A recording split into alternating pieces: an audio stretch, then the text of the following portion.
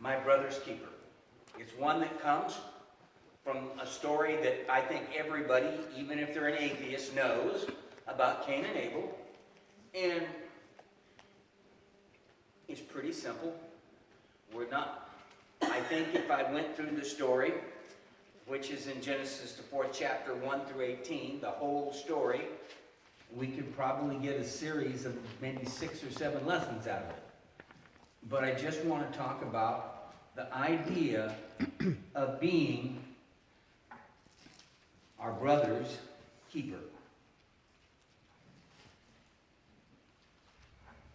Verse 9 of the 4th chapter of Genesis, then the Lord said to Cain, where is Abel your brother? He said, I do not know. Am I my brother's keeper? And the Lord said, what have you done? The voice of your brother's blood is crying to me from the ground.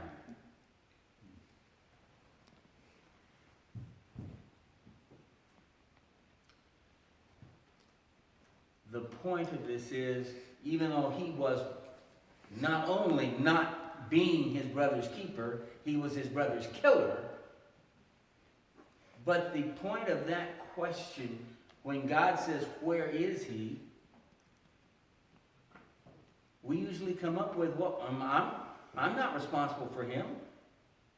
That's what we say now. Or as I say, not my circus, not my monkeys. You know, that is just, you know, sometimes you just can't help.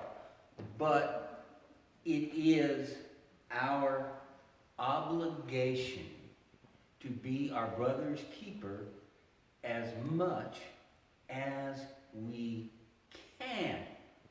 Now that doesn't mean that you have to get involved in all of the craziness. But it does mean that you have to care. Now, the thing is all men, and that's people for anybody that is overly sensitive, all people are our brothers or sisters. Way back a million years ago in class, they told me that the masculine pronoun could be used and would be used for both when they were talking about a larger group. So it is not grammatically incorrect to say brothers and meaning both brothers and sisters. It is included in the masculine pronoun. But all people are our brothers in the flesh. Every person who breathes is our brother or our sister. They are related to us. And we also have our physical family of brothers and sisters. And then we have our spiritual families. So in one way or another, everybody that you meet, you have a responsibility to.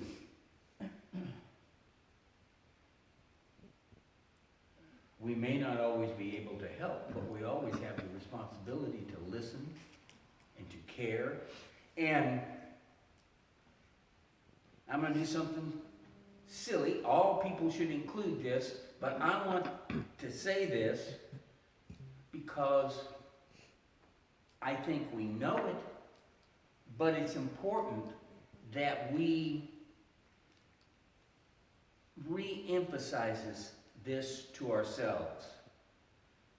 Who is my brother? My neighbor. I have a responsibility to my neighbor. My friend. I have a responsibility to my friends. My enemy. Even your enemy is still your brother, and you have a responsibility to them.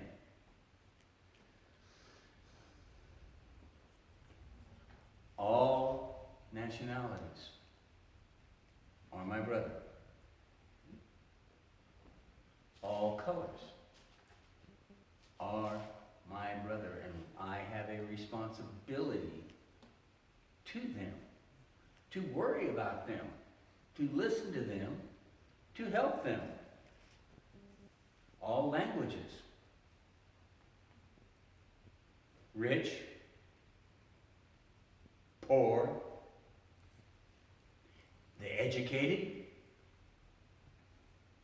the uneducated. And I say that because those who are educated sometimes have a hard time dealing with those that are uneducated. And when the shoe's on the other foot, it's the same thing. A lot of times people who aren't very educated have a hard time caring about those that are educated. But the fact is we are all brothers and sisters. We are all each other's keeper.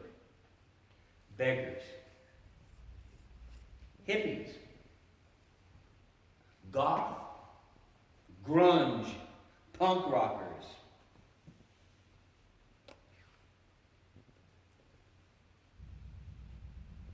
Our brothers are everyone. That stupid rapper that can't go 2 words without a cuss word, and who is violent, mean, and nasty, still my brother. I still have a responsibility to him.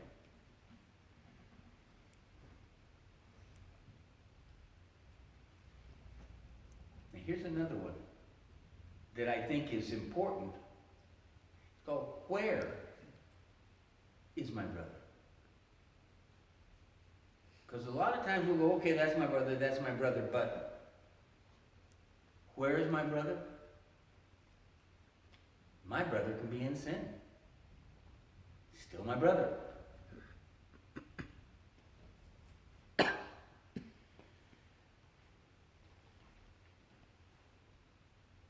He can be in drunkenness. Still my brother. He can be in sexual sins. And he is still my brother. And I still have a responsibility to care and to love him or her. Religious error. We still have a responsibility, even if our brother has wandered into religious error. An atheist.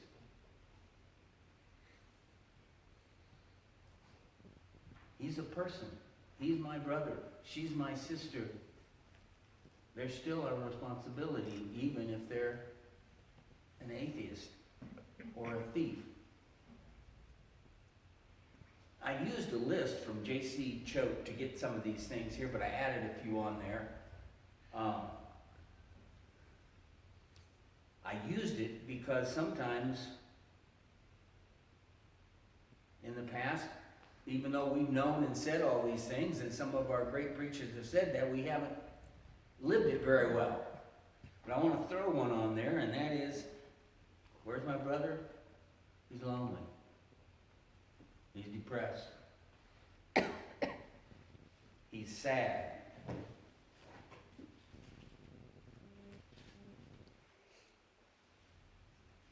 What do I owe my brother?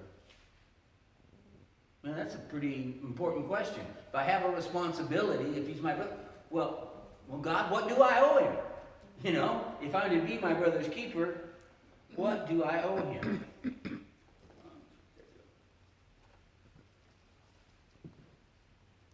Turn to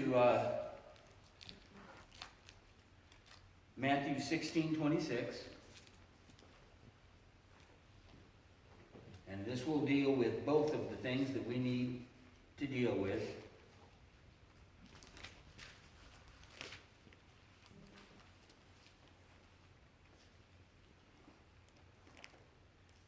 We have a responsibility physically.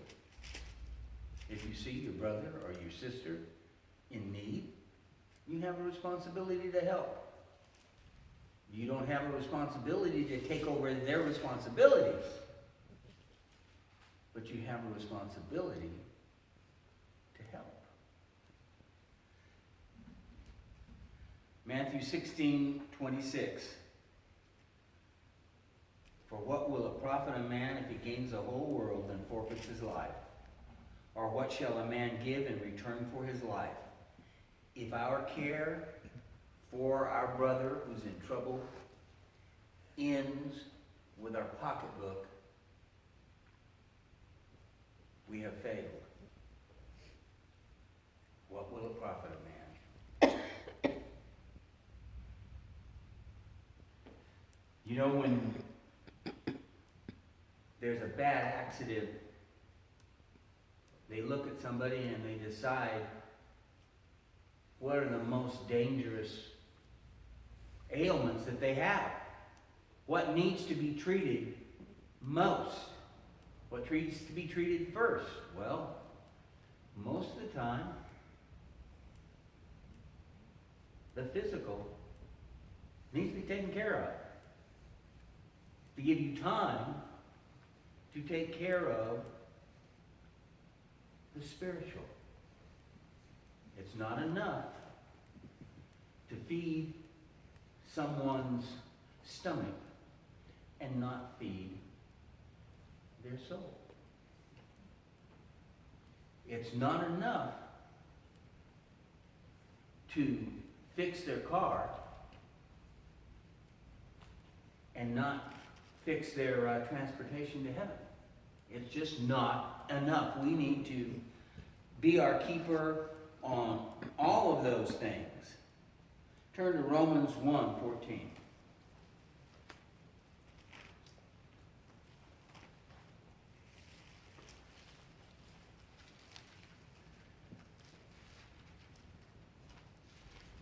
I am under obligation both to Greeks and to barbarians, both to the wise and the foolish. So I am eager to preach the gospel to you also who are in Rome.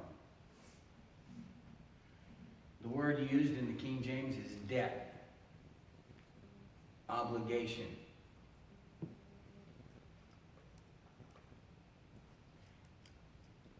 I know a lot of Christian people that have had the opportunity to get out of crushing debt by going bankrupt. And some do, but I know a lot of them that have not, that have suffered under that crushing obligation because it was their obligation. It was their debt. Paul says that he, and in a very real sense, we have a debt to everyone. We have an obligation to preach the gospel.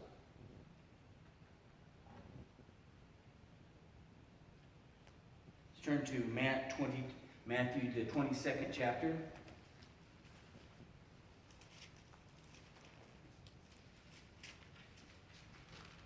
And we'll get down to start with verse 26.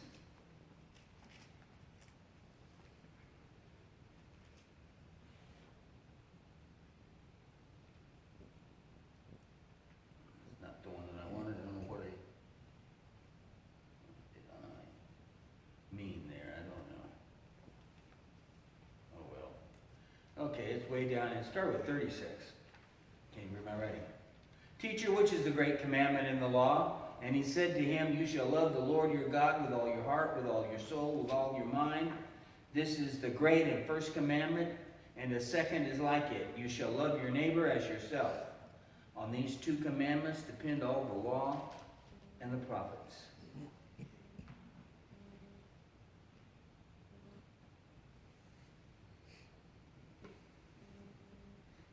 We will rightfully stand up and defend the finest point of God's law. And it's right. It's right that we say that music in public worship to God should, in the church, should be a cappella. That's right. We should defend that. We should defend every little point of the